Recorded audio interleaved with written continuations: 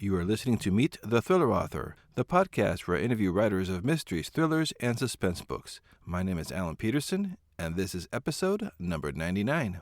In this episode, we'll meet Scott Carson, whose first novel, The Chill, has become a bestseller and was praised by Stephen King, who said that it was one terrific horror suspense disaster novel, characters you root for, and a story that grips you from the first page. Although The Chill is the first novel by Scott Carson, it's not the author's first rodeo in writing best-selling thriller suspense novels. Scott Carson is the pseudonym of Michael Koryta, whose novels have appeared on the New York Times-bestseller list and who's won or been nominated for prizes and awards such as the Los Angeles Times Book Prize, the Edgar Award, the Shamus Award, the Barry Award, the Quill Award, and the International Thriller Writers Award. We'll talk about writing The Chill with Scott Carson, using a pen name, and a whole lot more, so stay tuned to that. But before we get to the interview, I wanted to let you know that I have a lot of great interviews recorded with some amazing authors, so I'll be going back to weekly interviews, to airing weekly interviews on the podcast for the next month or so. So stay tuned for a lot of great interviews coming your way this summer. And if you enjoy this podcast, please do take a moment to leave a review or a rating wherever it is that you're listening to this right now,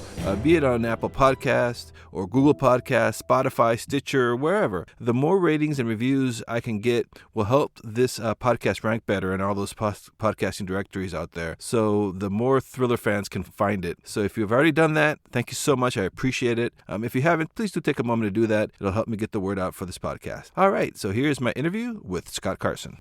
Hi, everybody. This is Alan with Meet the Thriller Author, and on the phone I have Scott Carson. Scott, how are you doing this morning?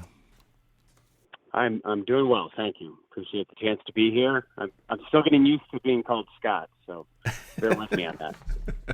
Yeah, we'll have to talk about changing your name. That's going to be kind of different. But can you tell us a little bit about your background, please? Yeah, I guess the key element here is I wrote 14 books under the name Michael Koryta, and then I decided to chase down something I've been thinking about for a long time, really, with the pseudonym of Scott Carson. And under the Carson name, I'm writing more in the horror genre, and specifically anything toward the supernatural, the weird side of the world will be fielded by Mr. Carson. And on my background, I worked as a private investigator and a newspaper reporter. What led you to try to use the pen name? Is it just because it's different genres? Yes. Well, I'd say there are two factors. One being the different genres. I had written some supernatural thrillers before, but it's hard for me to believe, but it's been almost 10 years since the last time I did that. And from just kind of a brand clarity standpoint, to try to help out booksellers, readers, publishing, everyone, it made sense. And then on a more personal level, I've always I like the idea of the pseudonym. I think it's very appealing. I would guess most writers feel that way and have at least entertained the notion a little bit. So it allows me to have some fun with that, and it also gives me the chance to have a name that people can actually say and pronounce and spell. It's a unique change of pace from Koryta to Carson.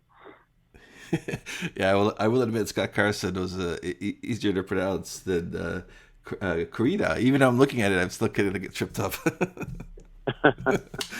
Well, you're proving the theory. I love it. Yes. So can you tell us about the plot? Your latest novel, The Scott Carson, is The Chill. Can you tell us about that? The concept for The Chill actually came from an article I read in the New York Times in, I think it was April of 2016. And it was recapping, feels all too close to home right now, but it was recapping a disaster preparedness meeting that the city of New York had. And they were essentially wargaming different scenarios, from weather disasters to terrorist acts. And there was a reference to the mayor's office leaving shaken by the threat of the collapse of one of the two water tunnels, 100-year-old water tunnels, that feed the five boroughs from reservoirs upstate in the Catskills. And this entire idea was new to me, not being a native New Yorker. So it stuck in my mind. And then I found a photo archive that the New York City Public Library maintains of the construction of these reservoirs and the little villages that used to exist, and places that, at this point have been underwater for generations. And there was something about those photographs that they were so compelling to me. And it told a story that spanned two different eras and two different cultures.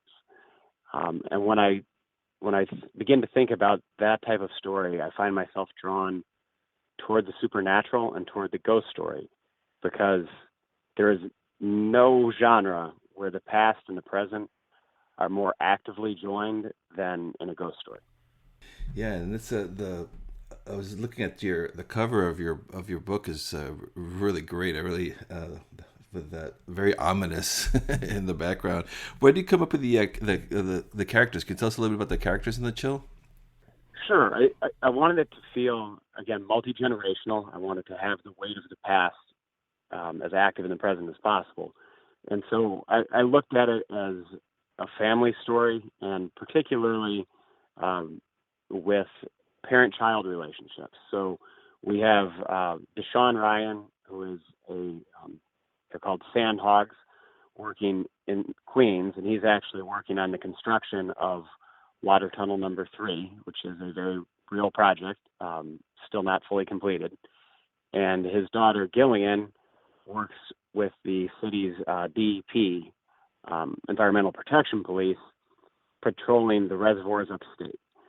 And then we have Steve Ellsworth, who is the sheriff in my fictional upstate county, Torrance County, and his son, Aaron, who just washed out of the training program for Coast Guard rescue swimmers and has returned home and he's sort of self-imploding. So we pick up at a moment where Steve is bonding Aaron out of jail, and he sort of challenges Aaron to go back to this reservoir called the Chilliwaukee, and the locals nickname it the Chill, and taunts him a little bit to see if he can prove himself in the way that he used to. And so Aaron returns to the waters of the Chill, and promptly has an encounter that is both terrifying in his reality, and then also adds the layer of our first brush with the supernatural at that moment. Is that reserve? Is it an actual place, or is that fictionalized? It is based on many of the real reservoirs, but it's fictional. And the town of Galesburg and Torrance County are all fictional. With that said, I was so immersed in the research for this one that in some ways the fictional places are probably more accurate than some of the books I've written where I thought that I was occupying a real place. How much research did you do beforehand, like before you actually started to write? What was your research process like? For this one, it was a lot. I mean, there's so much there. There's such a rich trove of documents, and each reservoir comes with its own history of acquisition battles and eminent domain fights and different towns that were wiped out. And then there's, of course, the city construction and what this water is doing in different areas of the city, what the reality of the threat of an infrastructure collapse changes dramatically in different areas of New York. So the engineering of it all fascinated me, and the idea of entire towns being wiped off the map it's fascinating to me and very powerful, because when you think about human identity and the way we even introduce ourselves, in conversation with a stranger, you think about the first questions that come up. It's often, where are you from? Where are you from? What do you do? Those questions are so innately tied to the way we see ourselves and the way others see us. And so the idea of having a component of that just completely removed, I found so fascinating and so compelling. Someone asked me, "Where are you from?" And the place, my hometown, the idea of it being at the bottom of a lake, is just very powerful. So it drew me in on a research level in a way that I think few other books that I've written ever have. And what's your writing process once you get started to move on to the actual writing the novel? Do you like usually have like set hours? Do you have count goals? How does your process work? Yeah, I have word count goals. I don't have set hours, but I end up gravitating toward a routine. I like to work out in the morning, usually with an audiobook that helps me sort of get into the mindset of, I think, the rhythm and cadence of language. And then I'm writing late morning through mid-afternoon. And then sometimes when I'm really going well on a book or fighting with a book, I'll come back into a second shift pretty late at night when there's less potential for intrusion from reality. And I try to hit 1,500 words every day with the knowledge that because I don't outline and I'm figuring out where the book is going as a very active process, I'm going to have a very messy first draft, and I'm going to end up cutting a lot of what I write. So trying to just keep rolling the boulder up the mountain is pretty crucial for me. I'm always curious about the tools too. Do you use Word or some other writing process and software? Yeah, I've always used Word. I mean, I can remember, I guess going way back, I remember Word Perfect. But it's been a long time since I've used anything but Word. And then I keep notebooks going throughout the process where I'm, jotting down ideas. Sometimes looking forward, very often it's looking backward. It's the idea of, okay, during rewrites, come back to this thing that you missed or this thing that you didn't give enough attention to. And so the notebooks are freehand, but all of the prose writing I do is on the computer. And I was someone I was doing a little background on for the interview that your first novel was accepted for publication when you were just 20 years old. So have you always wanted to be a writer? Yeah, that was for as long as I have been reading. I have wanted to write. There was never any separation to me. I love books. I love stories, and particularly of the suspense genre. So it was something I always wanted to do, and I had the really good fortune of having some great mentors, particularly a man named Bob Hamill, who was a internationally renowned sports writer who I met at just the right time. I met Bob as he was retiring from the day-to-day grind of covering sports, and he was willing to give me so much more time than I possibly could have asked, and certainly more than I deserved. And I think that had everything to do with my chance to publish young. And what was it like publishing or getting your first novel published at such a young age? Yeah, right now, looking back, it's very odd to realize that I published 2 books in almost 10 languages before I graduated from undergrad. And Oh, wow. that seems absolutely surreal now. But when you're 19, 20, 21, everything, I think, just feels very immediate. It's sort of it is what it is mentality. And I don't know I certainly understood that it was an unusual opportunity and I was unusually fortunate. But the perspective on just what an advantage that was, I think it took a little bit of time for that to really land on me. And were you always a fan of the horror suspense thriller genre before you started writing in it? Yeah, absolutely. I mean, I guess in my mind, I've always been writing in it. Even as a kid, is what I gravitated toward. But my father was a big film geek, particularly film noir, and then Alfred Hitchcock. So I grew up as a really young kid.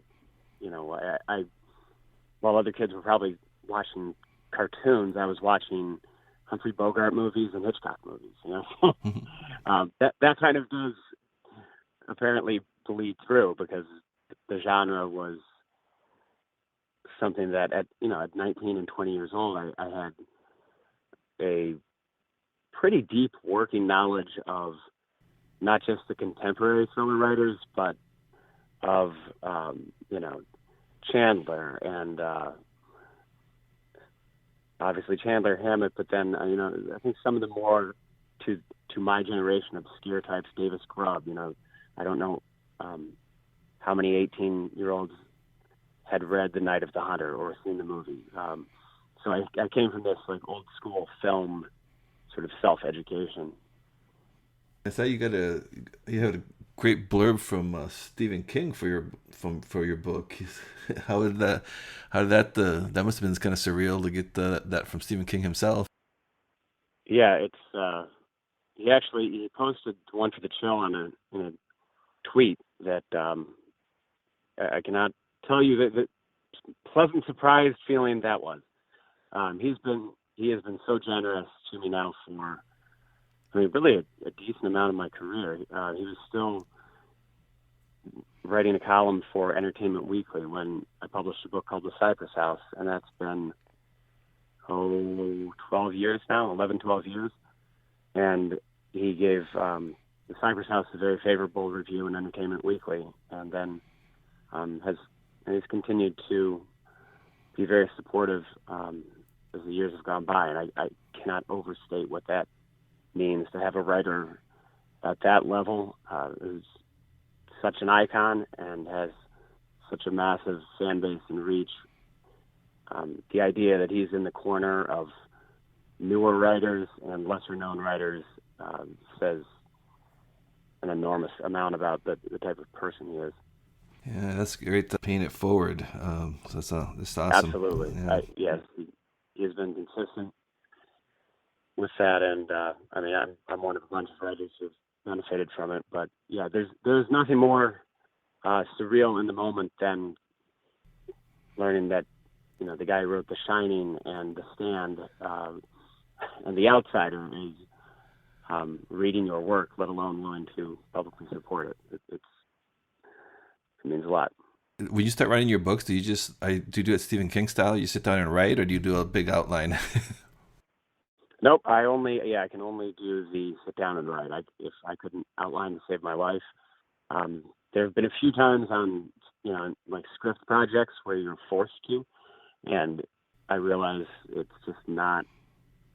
It's not a process that is natural to me, and I'm not creatively strong in the outline format. I'm much better when I'm in sort of lockstep with my characters and I'm discovering the book almost as they are. I think I see about 2 or 3 chapters out in front, but not much more than that. And so what are you working on now? Right now I am well behind deadline of a book under my own name, and actually I'm hoping to be done with it this weekend.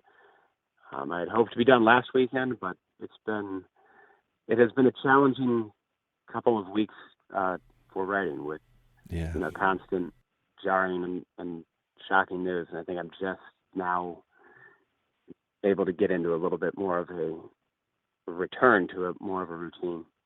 Yeah, the last couple of weeks have been it's like right out of a Stephen King novel or a Scott Carson novel. Yeah, exactly. It was tough for. It still is, but yeah. I'm figuring it out. It was tough in those early days to be watching the news and then say, okay, I'm going to shift gears to the fictional problems of my fictional people. But then what I realized as the days went on, as an audience member, as a reader, I was craving fiction. I wanted that escape, not just from reality, but it's the wonderful sense of being able to connect with someone and the empathy you feel for a fictional character. It's such a powerful magic. And I feel like a lot of people right now are, maybe who haven't even picked up books in weeks or months are picking up books right now. And I think it will truly help us all. I'm not just saying that because I'm trying to help them. So is this is The Chill, is it a standalone novel, or is it going to be part of a series, or The Chill will be a standalone. I've already the next Scott Carson novel. I've already got a working concept of what that will look like, and I'm very excited about that. So I'm eager to dive into it. I could be working on that hopefully by, I would say, sometime next month. So before I let you go, do you have any advice for aspiring writers that are listening? Yeah, beyond the obvious, which it should be obvious, read a lot and read widely. I guess there are always some books that I recommend. Stephen King's On Writing is a huge one, but I think everyone's going to find their way to that. There's a book that came out just last year called Dreyer's Usage, which is sort of it's a witty and contemporary refreshing of some of the principles you would find in Strunk and White or like Zinzer's On Writing Well.